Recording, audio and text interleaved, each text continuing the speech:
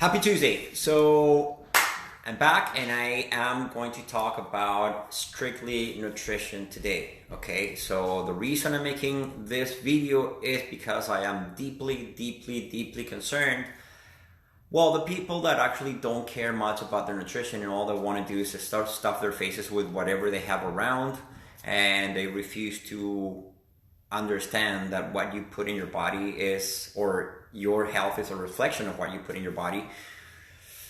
Good luck. All right. So, but there are actually people that are like very confused, and they have been misled to into practices or purchases that they truly genuinely think are healthy for them or for their families, and yet they are absolutely not healthy at all. And you can actually see it. I made a posting about ADHD. ADHD is there are some experts that believe that ADHD is actually not a neurological, psychological disorder or whatever it is. It's nothing more than, when I say some experts, I refer to some people that have been studying this condition for over 20 years. I mean, one of them has been studying this and the effects of nutrition on brain chemistry for 26 years. Okay, so one of the people that I've been talking about is he's a doctor. You know that I'm not necessarily a diehard fan of doctors in general, but this is one of the most reputable doctors, and he is actually pediatrist, and like he's an expert. He really is an expert. Now, so the motivation for me to make this video was to enlighten people and give people the right information, not filtered by hype, by big food, and like completely ridiculous and unsubstantiated claims. Unfortunately, some nutrition experts out there, depending on their background, if they're dietitians, doctors, former doctors, and things like that, and they don't have more of a holistic or functional medicine type of approach to nutrition, they will still push some of these things, and it's actually shameful, So because if you don't so forget about the calorie counting, eat more of this nutrient and things like that. Your body works the way it works. Everyone's slightly different, but in general, you do have leptin, insulin, blood sugar and all that stuff, and you have to listen to that, because depending on how you eat, your hormones are going to play for or against you. And yes, human growth hormone and testosterone and estrogens and all those, even those hormones are going to be impacted by the way you eat. So today, back here, 10 foods people think are healthy and are actually not. Okay, so the first one, big culprit, granola. People say granola. Whoa, granola is good for you because it has the good carbs and it has the fiber and the grains and the fruits and the vitamins in the fruits and stuff. No.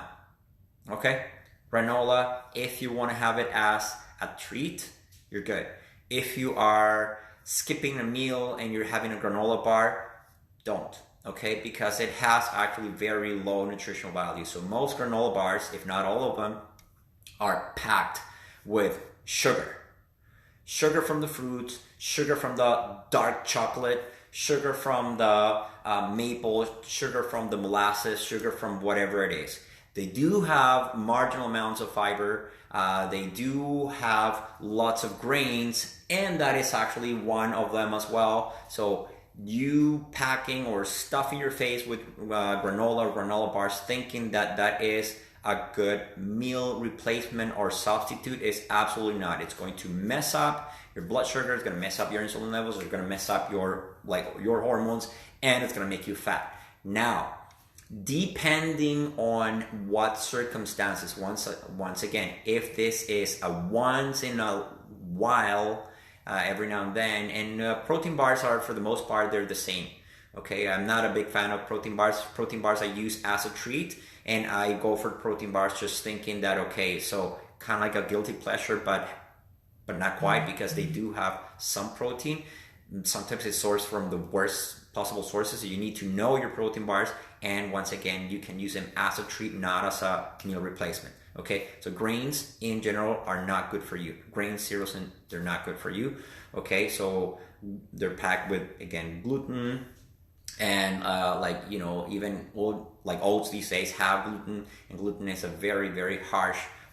It's actually a protein. It's a protein that is very, very harsh for your body to break down. Some studies that have been conducted for over 10 years actually show that they do not get broken down by your body, and they can promote leaky gut and things like that. Okay, so beware. Number 2, fruit juice. Like the goodness of the fruit without the hassle of eating it. Absolutely not. Okay, if anything, it's the other way around. Okay, so feel free to rant about it. If and when you're gonna have fruit, you want to have the actual fruit. Okay, not any fruit and not in any quantity, because that's another one of the myths. Like, oh, you fruits then vegetables. It's vegetables and fruits, number 1, and number 2, you don't get to have any fruit in any amount, especially if you're looking at your midline. Okay, if you don't want to gain weight, all right, so you want to make sure that you have. Now, what happens with the fruit juice? Well, they basically squeeze they squeeze it, they get the sugar water. That's basically all they have. Well, but what about the vitamin C? Like marginal amounts of vitamin C. Like if you they say, like the food industry will say significant amount or of your vitamin C intake or whatever it is, or trace. So, but what you're getting in return is like as much sugar per serving as a Coke, all right, as a pop. And what people say, well, but it's the good sugar, which is fructose. It's absolutely not true, because the fructose is actually metabolized by your liver, and the byproduct of the fructose, especially when it's not like the metabolism that is not slowed down by the actual fiber and the pulp that comes in the fruit that you're throwing out. So that the byproduct it's an aldehyde, which is actually similar to what you get from alcohol. So the fatty liver, you can, like in kids, like the same way as alcohol is the culprit for most adults, it's getting worse for anyways. So sugar is the highest culprit for fatty liver and liver disease in general. But for kids that don't drink alcohol, they still have the same effects as someone that is like an alcoholic, or someone that takes, like, has a lot of alcohol very frequently, because of the excess fructose that they have in their diets, because it is metabolized in your liver the same way that alcohol is, and the byproduct is it's an aldehyde. So one is formaldehyde, which is from the alcohols, and the other is glyceraldehyde from the fruit. So yes, it's not to play with. You're gonna have the fruit, have your fruits. That's nature's candy. Okay, so just have it whole, the actual fruit, not the fruit juice, ever, period. Okay, and for those of you that, well, but I watched this documentary on juicing and things like that. Listen, if you're gonna have a stalk of celery with one apple, you might be fine. If you're gonna have like some kale and a lemon, it's okay. If you have like mango and a banana and berries, and then all you're gonna have is add a cucumber just to make you feel better, that is not good for you. It's pure sugar. Okay. Number 3, probiotic yogurt. That's another one. That's a big trick. Probiotics are good for you. That's your good bacteria. Alejandro, what are you thinking? Probiotics. You said it yourself. You know, your bacteria, your gut bacteria, and your microbiome. You talk about that so much. What are you thinking? Are you changing your mind? No. The problem is that it says that it has so many cultures, but by volume, how much is that? Number 1. Number 2, if you care to read the label, for those of you that still think that reading labels, well, it's going to get you better off, because it's of the junk is the less junky if you understand what you're reading. So, okay, so I'm going to say yes, read the labels, okay? So, but if you see like a 4-ounce yogurt can have 2 or 3 teaspoons of sugar, pure sugar in it, like what good, it's like the vitamin C in the fruit juice, what good does it make if you have marginal or trace amounts of that, and in return you're getting like 6 teaspoons of sugar in 8 ounces. So the same thing, for 4 ounces you're going to have that much sugar. Do you think that's any beneficial to you? Just go get the probiotics. You know what, make your own kombucha. I'll show you. Actually, I have coached people on how to make kombucha. It's going to have much more probiotics, and the sugar is completely denatured. It's broken down to make the probiotics. Okay, so send me a message and I will make a whole workshop on kombucha for that. So kombucha, fermented foods like sauerkraut and sauerkraut in general. And you know what? If you don't want any of that, you don't like them, what you have to do is just go to your just go and buy the actual probiotics in a capsule. You're gonna get like 1,000,000 times more out of it, and you're actually going to promote good bacteria growth in your body, in your gut, and you're not going to have like the tons of sugar that these guys want you to have in exchange for having this little probiotic load. Okay, whole wheat bread, whole wheat. So whole wheat, gee man, I mean, it's still the gluten-free, like the gluten thing, like it's still gluten. Dr. Mark Hyman, David Promoter, like he tricks people, asking them like publicly all the time, what raises your blood sugar more, white bread or whole wheat bread?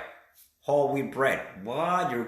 And both actually raise your blood sugar more than sucrose, more than table sugar. All right, once again, you're thinking, and most, I'm not saying all of them, most whole wheat bread have so ground and so like little particles of whatever husk and germ and whatever it is that can have a marginal benefit for you to consume in the actual grain. It's ground so finely that it actually, the whole idea of having whole wheat is that it will slow down the absorption and the blood sugar spike. Now these days, if it's like, have you seen those at Wonder Bread? It's whole wheat, but it looks like white, and your body will identify it as white as well. So it's so well made that has absolutely no health benefits. Skim Milk. All right. So pro dairy, against dairy, I'm okay. I'm kind of like right in the middle. I do have dairy. I do have always lactose free, full fat as much as possible. Why? Because the dairy will have some like 12 different types of protein in it. Like some of them, like the best known are the casein and the whey that bodybuilders and like just gym junkies will have and chug on that, right? And actually it's the most bioavailable protein there is. But the problem in what makes not so good in a sense, the dairy is actually not the fat. Okay, when they strip the fat off of the milk and the dairy, what they do is actually they take some other proteins that, like I think it's immunoglobulin or something like that. So some of the proteins that are good for your immune system go out with the fat, and they leave you with the casein, which is the one that is irritating and it causes bloating and mucus and all that stuff. The casein stays there. And the sugar, again, stays there. So you take the fat will slow down the absorption of the sugar in the dairy, and what do you get? You get like sugar that is twice as powerful. It's going to be absorbed much more quickly because now you don't have the fat and you don't have the health benefits of some of the other proteins that will be extracted with the fat, like immunoglobulin, as I said, like for there's another protein as well that is in the milk that is very good for your immune system. If you're going to consume it, make sure that it's whole and ideally lactose free. Okay, 3.5% fat. The fat is actually what's going to make the absorption a little better, and as long as it has casein, it will sit like roughly in their stomach, so that's not going to change. Okay. Fruit preserves, like moms, please Please, moms, please. Purees. I know that we grew up with this, like with Gerber and with whatever, like some other brands, like fruit preserves. Oh, Alejandro, you don't know what you're talking about. Like generations have grown up with this. Like they have with fruit preserve, like applesauce and with all that stuff. Listen, it's much like this, like the fruit juice. What happens when you ground and puree the fruit? You're actually making it more like easily for your body to take up all that sugar and go into your bloodstream. I mean, I have seen firsthand some friends, and I am very mortified about it. Like the kid will reach for fruits, like no, here's your chuggable, like whatever, your squeezable fruit puree. You don't need to have that. Have this, guys. Don't do it. You are actually getting your kids worse off by doing that. They are much better off having the extra water, because that's all boiled down and reduced so that it's sweeter. So the extra water plus the fiber is actually going to help for the kid to extract the benefits of the fruit without the detrimental effects of the bunch of sugar that you're getting into it by pureeing and boiling it down. Okay, so it turns it into a completely different substance that is actually not beneficial for you or your kids. Okay, fruit preserves, dried fruits. It's the dried fruits. The thing is, like you're gonna have, like, per serving, you're gonna have more of the minerals and the vitamins and things like that. But remember that the sugar is not going to go anywhere. It's just the water. It's the water, right? So what happens is, like, you can have, say, whatever, half a pound of grapes.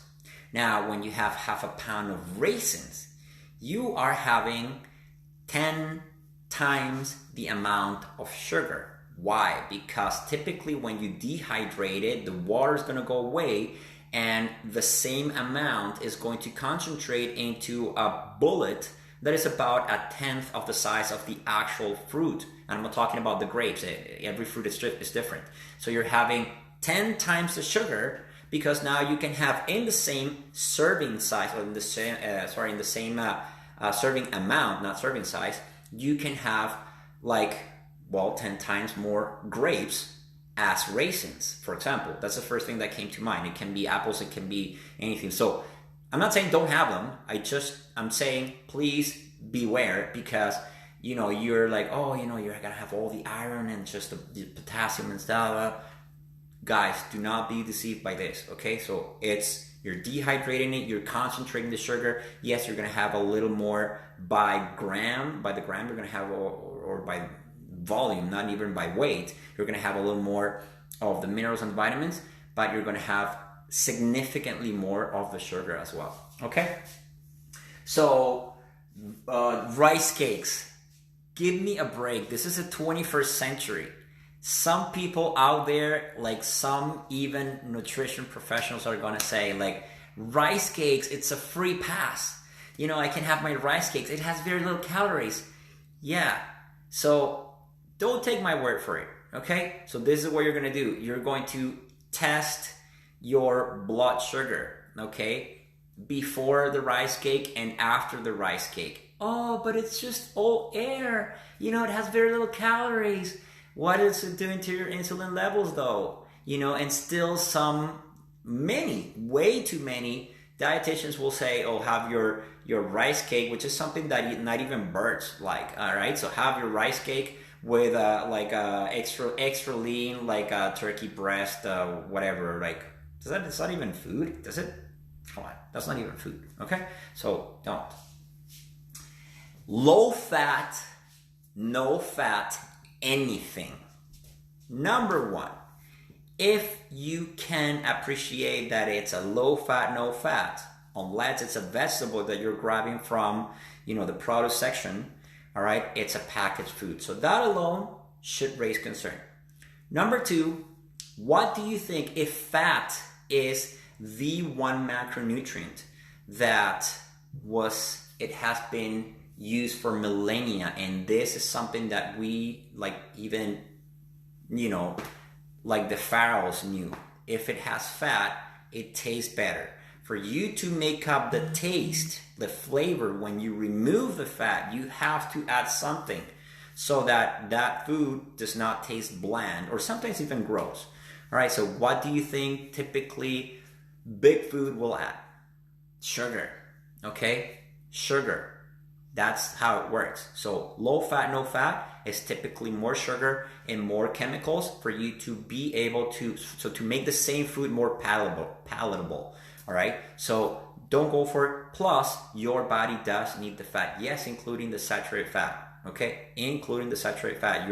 Even your reproductive organs do need saturated fat. So the actual fat soluble vitamins will need that to be transported to get into the cell. Okay, so yes, you do need the fat. And last but not least, going back to this one, multigrain anything. Multigrain anything is like having a mutual fund. So that's basically how it works. It's having like a mutual fund. Whoa, you have the kick out mutual fund. It has Apple, Amazon, Google, Tesla, whatever. And then it has another 120 holdings there that are making your dump of shares, making it very bad and underperforming. The same thing here. So you have 2 or 3 grains that are good for you, and in return you're going to have lots of sorghum, soy, corn, wheat, so that are, you know, GMO, high in gluten and things like that are not good for you. Okay, so do not get like anything that is a proprietary blend, the way the industry calls it, meaning that you do know that there's a little bit of this, but you don't know how much and what quantity of the good stuff and what quantity of the bad stuff, because it never tells you, or they never tell you. That is something that you should pass. If anything, going to the whole wheat bread and the, you know, multigrain anything, what you want to do is, if you still want to have your grains and your bread and things like that, not good but better, sprouted grains, for example, something that actually, if the grains are sprouted, they are much easier for your body to break down. Okay, are they necessarily not more nutritious? Maybe not, but at least they're easier on your gut. Okay, so that's what I'm trying to say. So I hope you found this one very, very useful. Please, well, I hope you watch all the way to the end, because these are the always the same that people think that they're actually making beneficial changes to their health, and they're not necessarily. Okay, so have a good day.